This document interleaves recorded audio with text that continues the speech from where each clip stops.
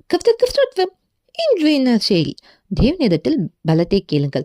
மத்திய சுவிசேஷம் 26வது அதிகாரம் 33-35 வரைக்கும் பேதுரு இயேசு கிறிஸ்து கிட்ட சொல்றாங்க, உங்க நிமித்தம் யார் இடத்துல அடைஞ்சாலும் நான் இடத்துல அடைய மாட்டேன்ட்டு. அப்போ இயேசு கிறிஸ்து பேதுரு பட்டு என்ன சொல்றாங்க, நீ இன்னைக்கு நைட்டு ஃபேவல் கூறுறதுக்கு முன்பாக 3 தடவை நான் மறுதளிப்பேன்ட்டு.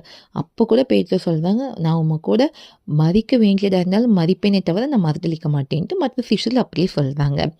இந்த சம்பவத்தில் நம்ம கற்றுக்கொள்ள போகிற நற்செய்தின்னா, அன்றைக்கி பேதுரு என்ன பண்ணியிருக்கலாம்னா, இயேசு கிறிஸ்து ஒரு வார்த்தை சொல்லும் போது, ஐயோ நான் மறுதளிக்க போகிறேன்னா நான் மறுதளிக்காதபடி எனக்கு உதவி செய்யுங்கன்னு ஜெபம் பண்ணியிருக்கலாம்.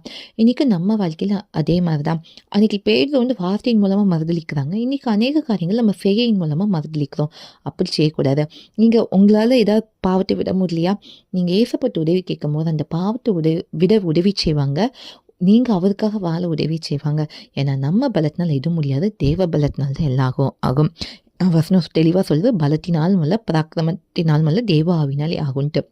இன்றைக்கி எந்த பாவத்தை விட முடியலனாலும் சரி, கர்த்தர்கிட்ட பலனை கேளுங்க, அதை மேற்கொள்ள உதவி செய்வார். ஏசு கிறிஸ்து மறுதலியாத வாழ்வை வாழ உதவி செய்வார். நம்ம பலவீனத்தில் பலன் தந்து நம்மளுக்கு உதவி செய்வார். அதனால சந்தோஷப்பட்டு களி கூறுங்க. தேவனுக்கு மகிமை உண்டாகட்டும்.